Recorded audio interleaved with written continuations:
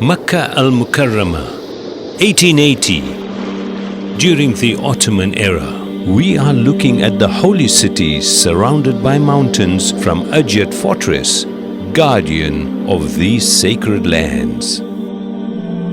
The Ottomans did not even hoist their own flag on Ajyad Fortress out of respect towards the most ancient masjid of the world, Masjid Al Haram, for they were always conscious that they were merely servants of these lands. We are now taking you to the Masjid Al Haram of 1880.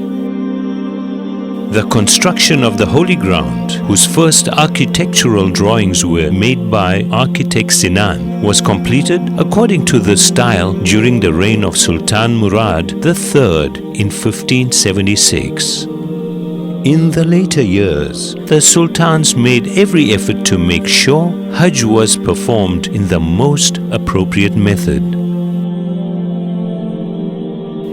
If we pay close attention, we can see that all the buildings in the vicinity were built observing a sensitivity, making sure that none overshadowed Kaaba Al Muazzama.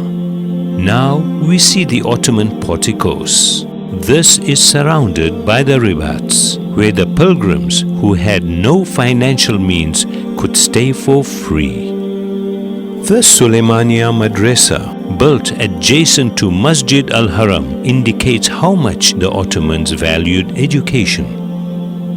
Now we are viewing the Holy Masjid from the side where our Prophet ﷺ used to enter. We are before Bab as-Salam, the Gate of Salam, constructed in the glorious memory of Rasulullah ﷺ. The names of the Ottoman sultans, from Osman Ghazi to Sultan Murad III, are inscribed on its door. We pass under the porticos, proceed across the sand, and reach the Tawaf area covered with white marble. The Bani Shayba Gate, which we are standing in front of, bears the memory of Rasulullah ﷺ and the Shayba family, the custodians of the keys of the Kaaba Al Muazzama. During those times, the Hujjaj or pilgrims entered the masjid for tawaf, passing through the Bani Shayba gate, and continued to the right in accordance with Sunnah of Nabi ﷺ. We too are doing so. Firstly, we are met by the member commissioned and sent by Suleiman the Magnificent from Istanbul in 1558. The 4 different buildings that we are passing now are the stations representing the 4 madhabs of Ahl al-Sunnah. The larger of these, the Hanafi station, is directly opposite the Golden Groove. At that time, prayers were not led by a single imam, but every imam of each madhabs led prayers in these places. The Tawaf area was surrounded by oil lamps to facilitate evening prayers. By virtue of the love of these holy places, rose oil was used in these oil lamps. As we move from the corner of Al-Sham to the corner of Yemen, by passing the Maliki and Hanbali stations, we are right opposite Hajar al-Aswad, the ruby from paradise, sent down to earth together with Adam alayhi salam. This is the starting point of Tawaf. Multazam, one of the exceptional places where prayers are accepted.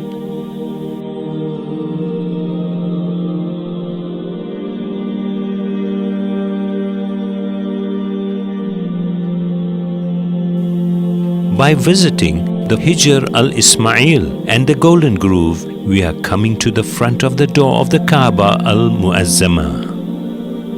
The wooden staircase, which was specially made in India from the savin tree, was only used when entering inside.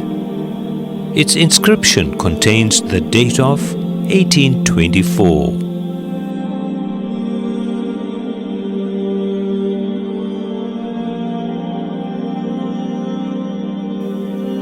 And now we are at the door of Baytullah. The excitement of seeing inside covers our whole soul.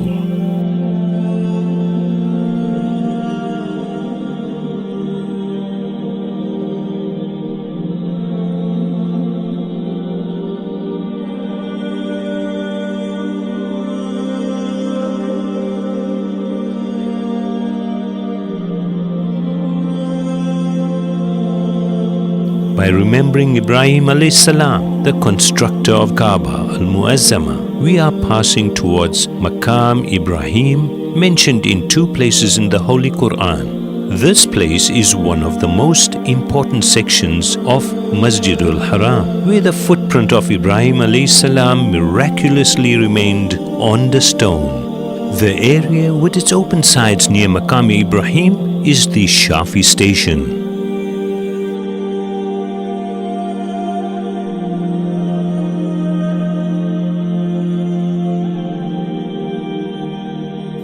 In this hot climate, undoubtedly, Zamzam water is a lifesaver.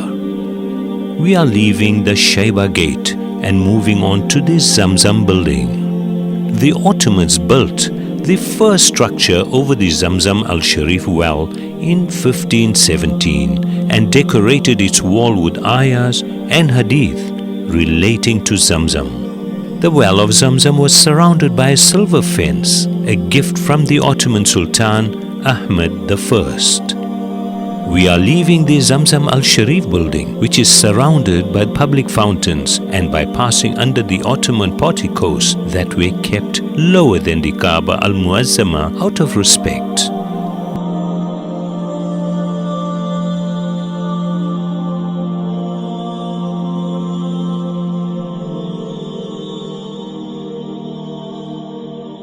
We are coming to the Sa'i area. We are at the starting point of Sa'i on Safa Hill. Rasulullah sallallahu alayhi wasallam climbed up to Safa Hill on the first day he started to preach Islam openly and gathered all the Quraysh around this hill. The Sa'i area is located inside the Ibrahim Valley, which opens to the direction of Arafat, Muzdalifah and Mina, where Hajj is performed. Carrying many memories from the Asr as-Sada, this field, which is 20 meters wide and 394 meters long, was a place independent of Masjid al-Haram and integrated with the city life at that time.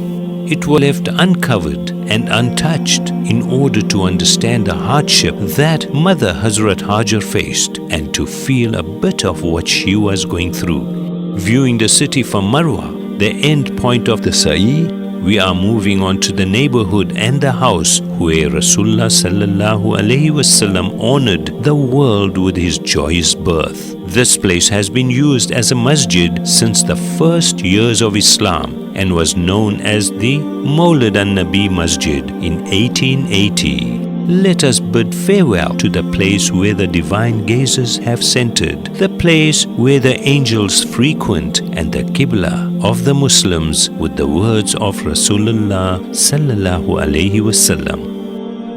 O Makkah, you are surely the best of places created by Allah, and you are the most beloved to Allah. Shukran and Assalamu alaikum wa rahmatullahi wa barakatuh.